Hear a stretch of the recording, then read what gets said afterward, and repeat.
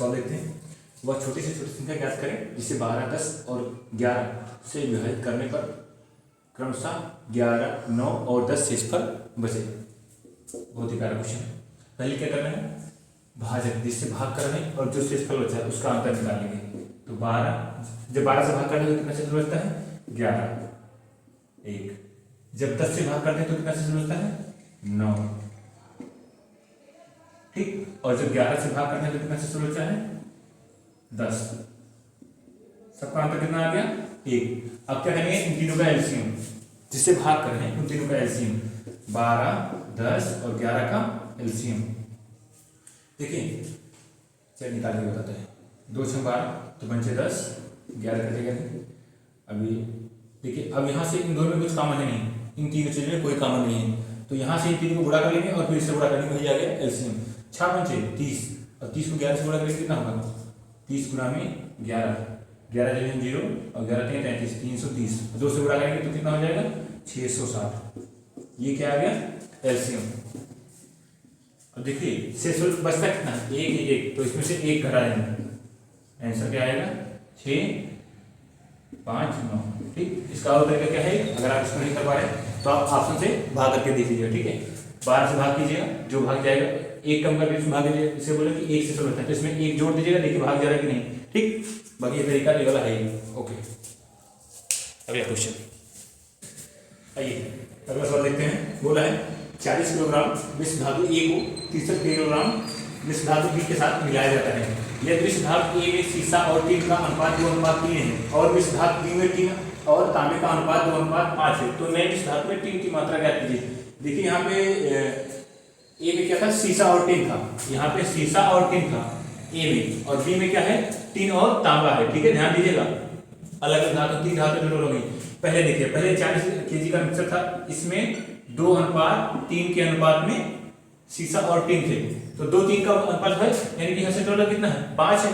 5 की वैल्यू 40, 5 की वैल्यू 40, यहाँ से 1 की वैल्यू कितनी आई 5 का 5 5 है 40, ठीक। ध्यान दीजिएगा 1 की वैल्यू आ गई 8, यानी कि यहाँ पे जो किसका अनुपात था सीसा और टीन, यहाँ से सीसा लिख सकते हैं और यहाँ पे टीन, ठीक। तो सीसा और टीन का अनुपात 2:3 था, 1 की वैल्यू आ गई 8, तो 2 की वैल्यू 16 और 3 की वैल्यू 8 से 24, यहाँ से आ गया। अब भी देखते हैं, 63 किलोग्राम था, इसमें 2 और 5 के अनुपात में, 2 और 5 के अनुपात में क्या क्या है टीन और तांबा है, यहाँ से टीन लिख दीजिए और यहाँ पे तांबा।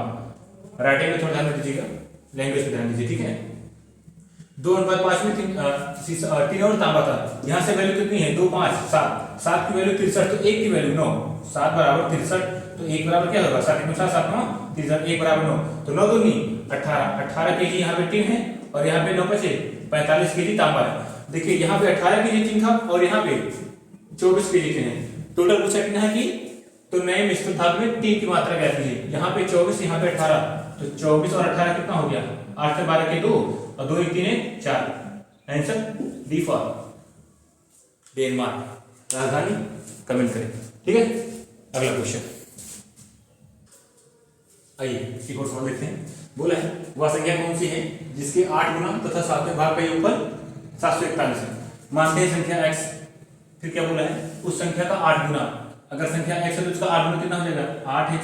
फिर क्या बोला है तथा उस 7वें भाग, उस संख्या के 7वें भाग का योगफल, मतलब 8 गुना में उसका संख्या का 8वां 1/7 भाग भी जोड़ देना है। तो अगर संख्या x है तो उसका x/7 भी जोड़ना है ना, उसका योगफल कितना है 741। फिर से सुनिए, उस संख्या का 8 गुना तथा 7वें भाग का, मतलब संख्या का पहले 8 गुना करना है और उस संख्या का 1/7 भी करना है। तो हमने माना संख्या x, तो उसका 8 गुना हो गया 8x, और फिर बोला है उसका 7 भाग, तो x/7, इनका दोनों का योगफल कितना है 741। तो हमको x की वैल्यू चाहिए, ठीक है। इसको यहाँ पे मल्टीप्लाई कराएंगे, गुणा कराएंगे, 7 है 56x plus 1x equal to 741, ठीक।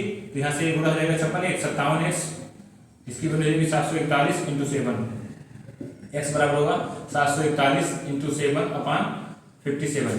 देखिए 19 से 5 से कटेगा 19 से 57, ये भी कटेगा 19 से कटेगा, हाँ 19 के 57 और 3 उधर 4 उधर 17 हो गया 71, 19 में 171, ठीक है। और फिर 3 से काटेंगे 13 3 39, x बराबर कितना हो जाएगा 13 7 91, आंसर 1। ए फॉर अजरबैजान, राजधानी बाकू। अगला क्वेश्चन, आइए एक और सवाल देखते हैं, ध्यान दीजिएगा। 3 संख्याओं का योग 280 है। ये पहली दूसरी संख्या का अनुपात 2:3 है, दूसरी तथा तीसरी संख्या का अनुपात 4:5 है।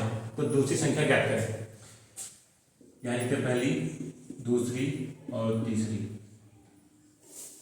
बोल रहे हैं।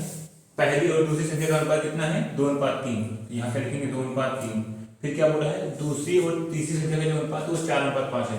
यहाँ दूसरी और ये तीसरी। ठीक, अब देखिए यहाँ से तीनों का अनुपात निकालने के लिए क्या करते हैं? जो भी जगह खाली है उसको भर देंगे, उसके बगल वाले से।